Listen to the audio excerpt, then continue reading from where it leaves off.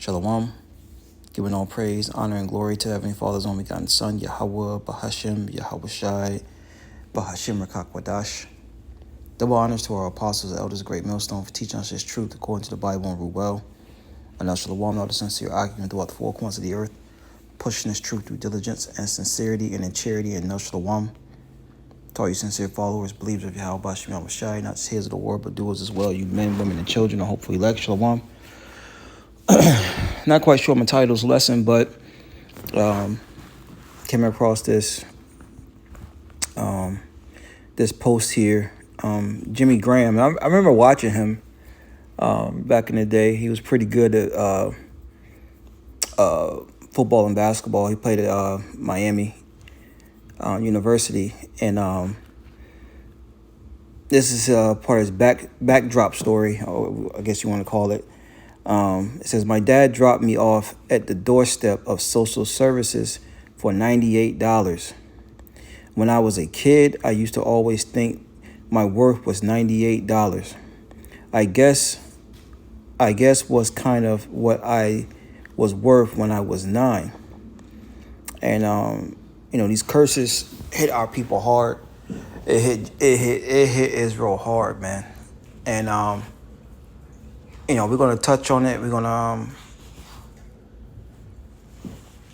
I was living with him for a year, and then my mom was getting paid $98 a month from my father for child support, and my stepdad wanted that money. And my mom said, no, I'm not going to give it to you. So my dad dropped me off at the doorstep of social services for $98, When I was a kid, I used to always think what my worth was, and, $98, I guess, was kind of what I was worth when I was 9. I was living with him for a year. Says, I was in the back of the car asleep. Whenever I woke up, we were in this place. My mom just tells me to get out of the car. My mom just signs me away. All right. So this is where he was dropped off at. And he's from North Carolina,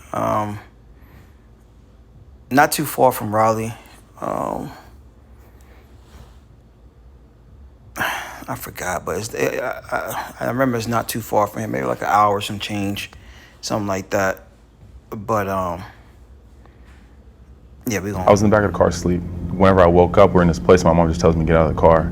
We locked all the doors, and my sister's screaming. She's crying. Don't do it. And they put me in this long table with all these adults, and my mom just signs me away. I was just kind of like, this has got to be a bad dream. This can't be my life. It just felt like, I was just dreaming, and I was just waiting to wake up, and unfortunately, I never ended up waking up. So I was in the back of the car asleep. Whenever I woke up, we're in this place. My mom just tells me.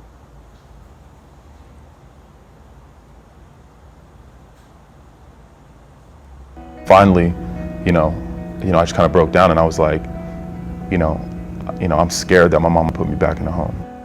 I mean, how do you hear something like that and then go home, and not do anything about it, or just pray about it and leave? I just can't. I'm not that person. It's not me. I just can't do that. I told him, we can talk to your mom. You can come stay with me. Just rekindle the relationship. I told her it's something that probably is going to take time, but I do forgive you, but I'll never forget. Finally, I just kind of broke down, and I was like, you see the pain in his eyes, man. I'm scared. All right, we effed up as a people, and that's how you know who the Israelites are, man. All right, this is Deuteronomy chapter 28, verse 54. It says, so that the man that is tender among you and very delicate, his eyes shall be evil towards his brother, and towards the wife of his bosom, and towards the remnant of his children, which he shall leave. And when you read the same thing for the woman in verse 56 here, it says, the tender and delicate woman among you, which would not adventure to set the sole of her foot upon the ground for delicateness and tenderness, her eye shall be evil towards the husband of her bosom, and towards her son, and towards her daughter. Okay, and you don't see this among the other nations like that, man. This is mainly amongst the so-called Negroes, Latinos, Native American Indians, man. That's who you see it amongst, man. We are those people, contrary to popular belief. Just like the video Hawaii did a couple of days ago. The ox knoweth its owner, man. All right. It's Isaiah chapter 1, verse 3. The ox knoweth its owner, and the ass his master's crib. All right. These are two animals. But Israel doeth not know. My people do not consider. They don't even consider they're the people. They don't even consider, what the Lord is saying through his men. Start with apostles, elders, a great millstone on down, and affiliates, man. And look, as well as some of the other Israelite camps, man. They do teach Israel. Right? These will be signs that will be put upon our people, man. So we would come to realization who we are. We're not black. All right? We're not Cubano. Right? We're not Native American, man. We're not Haitian. We're not West Indian. All right? Trinidadian. No, we're none of that BS. Right? Dominicano.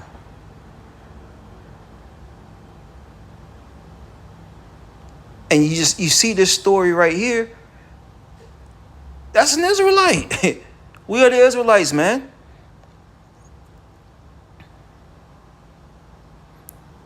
But guess what?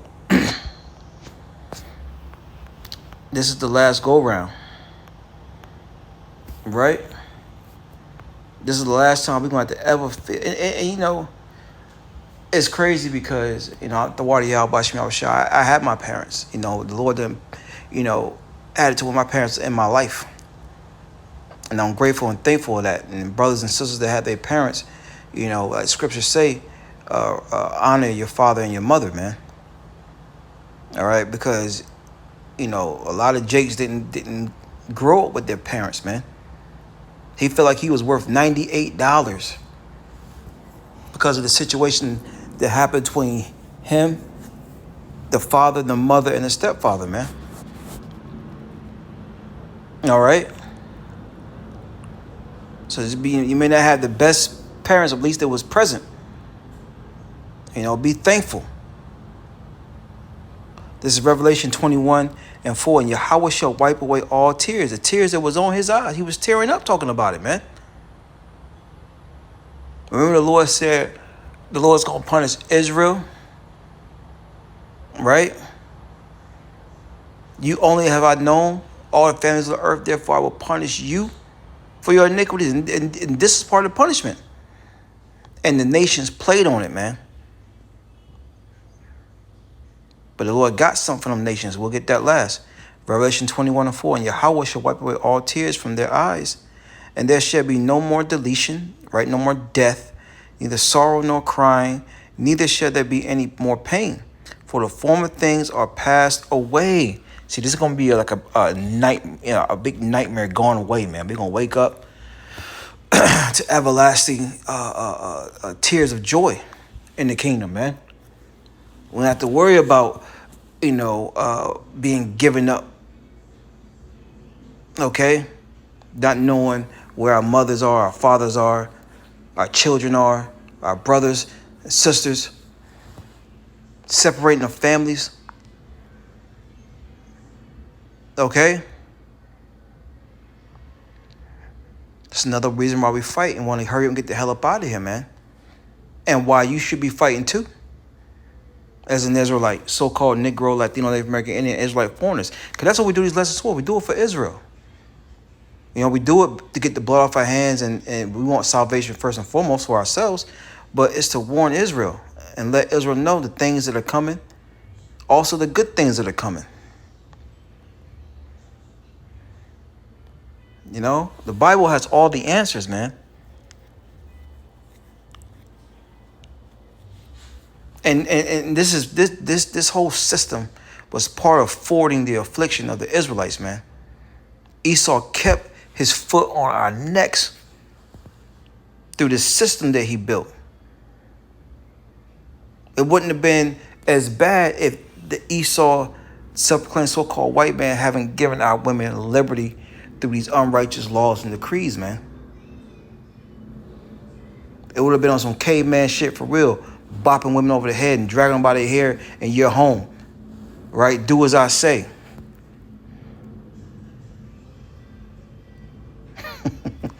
You know, the woman wouldn't be wanting to go out there like that. But anyways, the Lord's going to turn things around.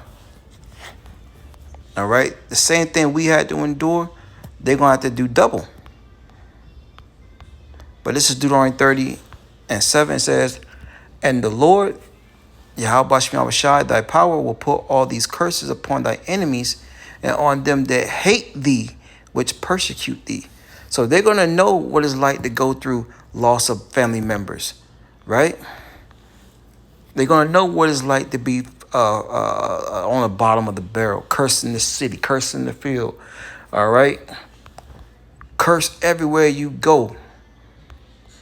From Esau Edom all the way down to the doodle eating Africans, man.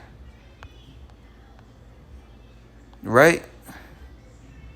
Yeah, there women gonna be thoughts and whores in the streets. Yeah. Kids gonna disrespect you. Yeah. Yeah. You're gonna be sold on auction blocks. Yeah.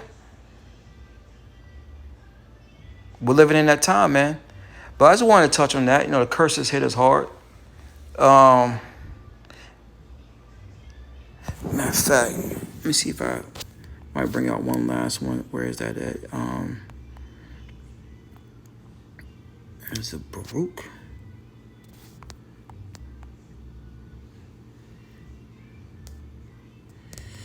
That's a good one. That's not what I wanted.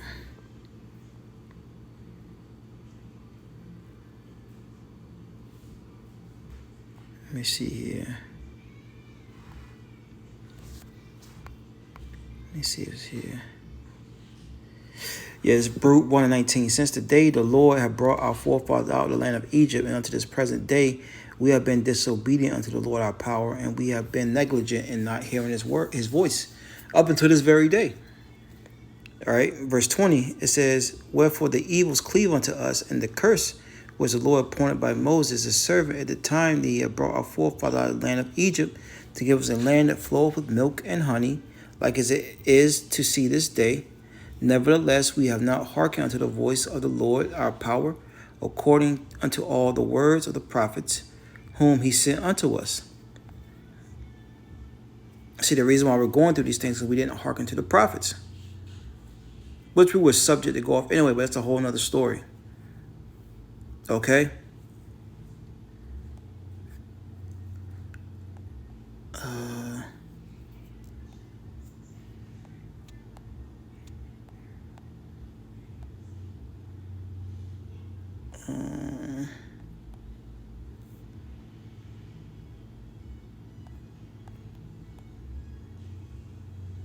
Let me see here.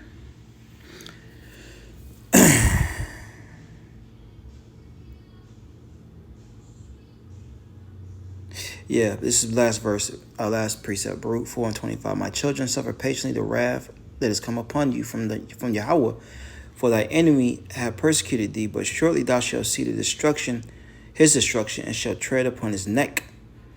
All right, that main enemy is Esau Edom. It says, my delicate ones, which is a self-proclaimed so-called white man, my delicate ones have gone through rough ways and were taken away as a flock caught of the enemies.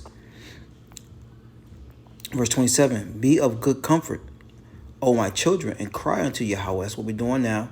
For ye shall be remembered of him that brought these things upon you. So we cry unto Yahweh Shema Shai. He's going to remember us. You know, we messed up, man. Verse 28, for it was your mind to go astray from Yahweh, so being returned, seek him 10 times more. And that's the season we're living in, man. You know, these curses are not going to last forever. You know, the Lord's going to wipe away all tears in the kingdom. And but until then, let's continue to seek the Lord to the best of our ability. Shalom.